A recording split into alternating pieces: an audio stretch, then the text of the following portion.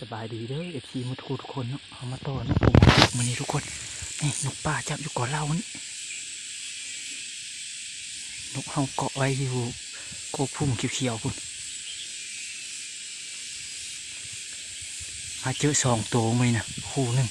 แต่จักตัวหนึ่งไปใส่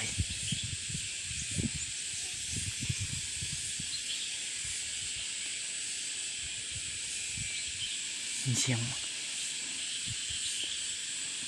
เอาเกาะบาทำอิฐมันมามันลงไปหาเนาะแต่มันโบโตนมันได้บินออก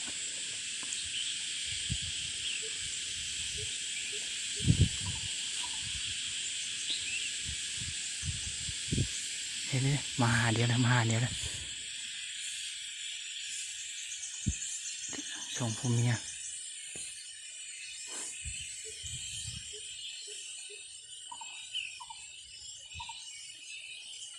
เบิ่งดีโดยติดมีห้างมันแหละทุกคนนกแนวนี้มีห้างเนาะนกมาปิมันอยู่เป็นคู่นี่มีห้าง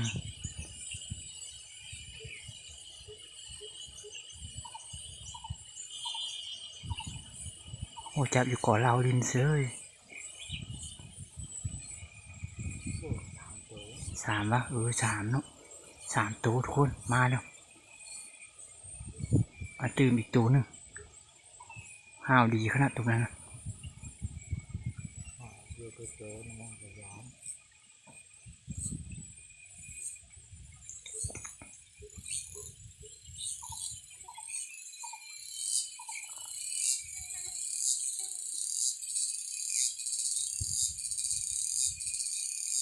มันบอกไปหานกต่อเฮาทุกคน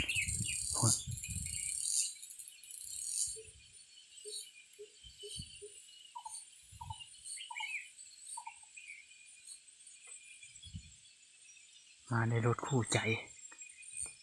นี่นะนี่นะนี่ขึ้นปลาเล่าแล้วยังเหลือตัวเดียว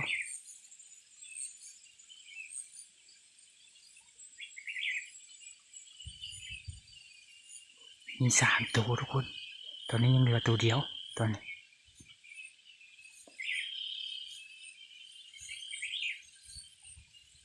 เอาขึ้นไปเลยไปเลยไปเลยไปเลย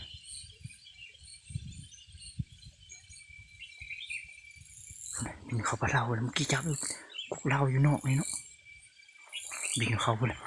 เขาตีนปลาเล่าคนน่ะมี3 ตัวเป็น3 ตัวทุกคน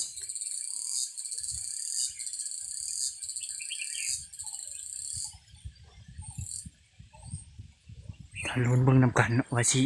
มันสิมาพลิกอีกบ่อ้อมกี่จับอยู่นอกนี่บ่ยานเฮาเฉยมาจับครึ่งอยู่3 ตัวเฮาก็นั่งบนเป็นแปลนอยู่มันบ่เข้าหานกเฮาสำหรับทุกคนพี่มันบินมากินมากเพียพานนะกมาเพียพานอยู่ฮะนกต่ออยู่พุ่มเขียวๆตัวนั้นทุกคนกี่มาจับอยู่กปลายกอเล่าเนาะกอแขมกอเล่าเนี่ย3 ตัวบ่ลงหานกเฮาเฉยหรือมันกำลังเฮ็ดหางบ่ยามมี3 ตัวธรรมดามี4มันอยู่เป็นคู่เนาะยามนี่ยานตัวนึงพักไข่นะยานตัวนึงกบไข่อยู่เนาะโอ้ยินอยู่กบเพียพานอยู่เทิง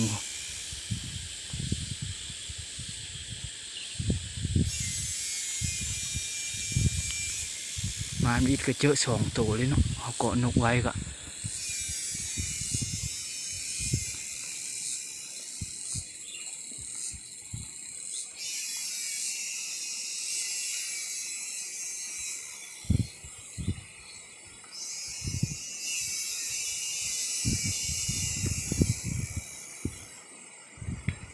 เป็นตีนพูเนาะมาต่ออยู่แถวตีนพูทุกคน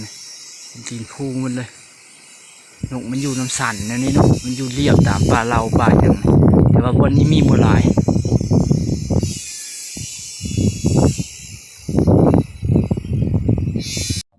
โอ้ทุกคนนกกำลังมาลงไผ่ลามมาเลย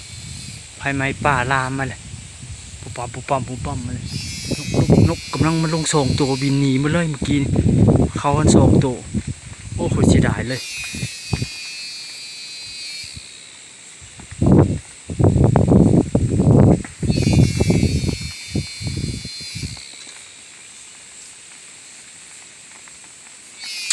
โอ้มันเข้าไปหานกต่อเขาเลยนะไฟพัดลามมาดังปุงปังปุงปังนกบินออกหมันเลยนี่ไฟมาทางนี้เลยทางเอาเสียงโปร่งปังปุงปังอยู่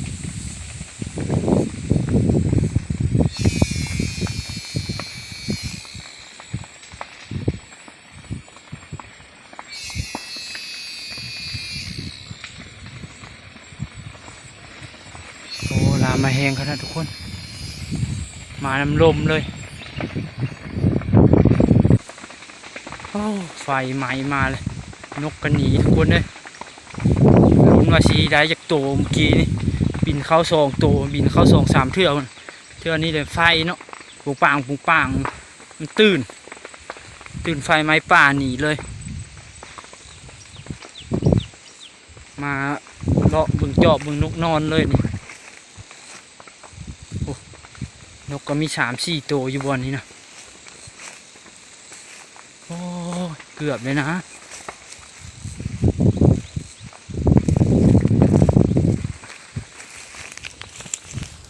เกือบมานแล้ว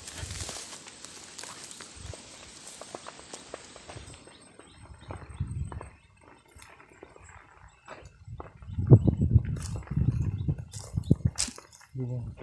เขาเนี่ยกกหมากทั้งนั้นเลยทุกคนกกหมากเพียพานบินไปนี่แหละเมื่อกี้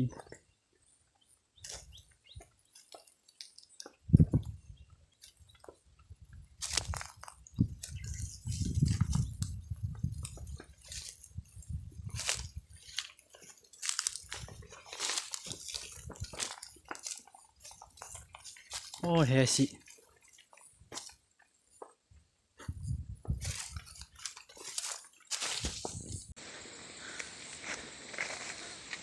เดี๋ยวเขาเกาะนกพวกนกมันมักเข้ามาจับแถวในนี่นกนะนี่ถึงต่อเขากับทุกคนเลย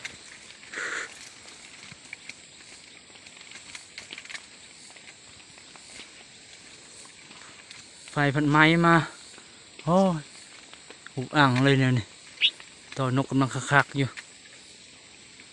ไฟป่าพันไม้มาลามมาเขาจุดสวนจุดให้เนาะ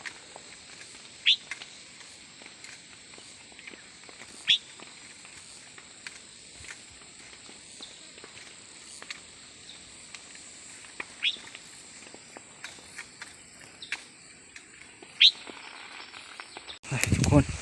งานไปบนใหม่ไปเจาะบึงนกนอนพร้อมเนาะมือนี่ถ้าเห็นบนถ้าเห็นนกเลย โอ้มีลุ้นอยู่บนนี้นะแต่ว่าไผ่ไม้ป่านี่อ้าววันนี้ก็หมดแล้วบัดนี้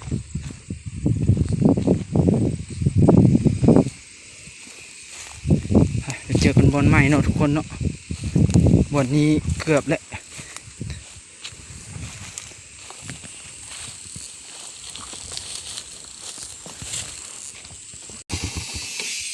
ไปเนาะทุกคนย้ายไปบนใหม่เนาะบัดนี้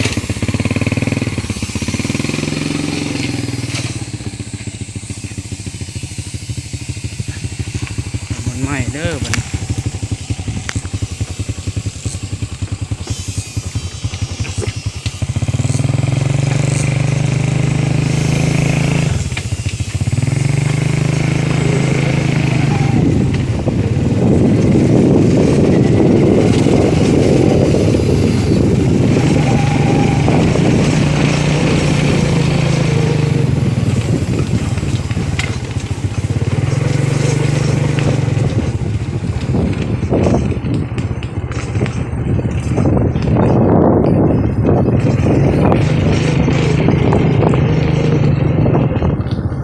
มาบนใหม่ทุกคน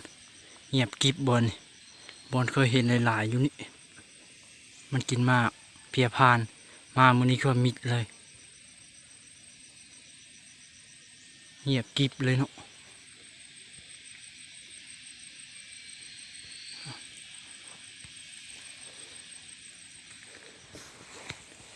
โอ้มิดเลยมันเดินไปนอนหรือวะต่อบริเกาะสเกาะแต่วังแหลง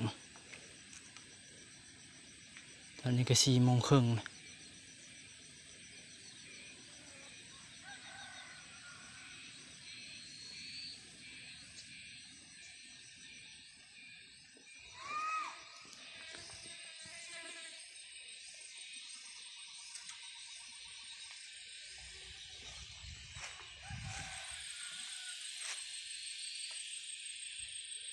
โอ้มียอดเสียงนกทุกคนมาแต่ละกี้สิป้อแต่ละเทื่อเสียงนกฮ้องวุ่นวันวุ่นวันจนสนั่นหมืดแถวนี่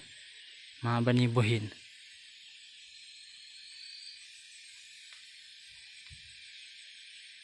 บนเอาจอบมันนอนตัวหันอยู่พูตัวพุ่นแหละต้นไม้สูงๆลงไปลุ่มพูภาคพุ่นเนาะ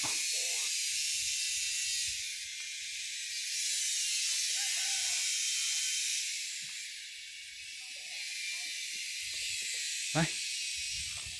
บ่เห็นนกแล้วก็ไปทางได้แบบนี้กลับวะกลับทางได้แบบนี้บ่เห็นนกเลย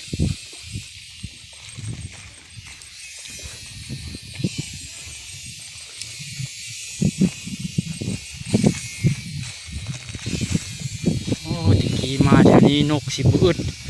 มาบ้านนี้บ่เห็น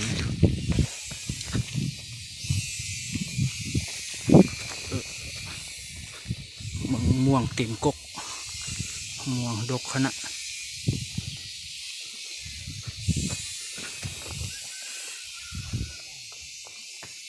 ม่วงกระสอเต็มเลยเนาะม่วง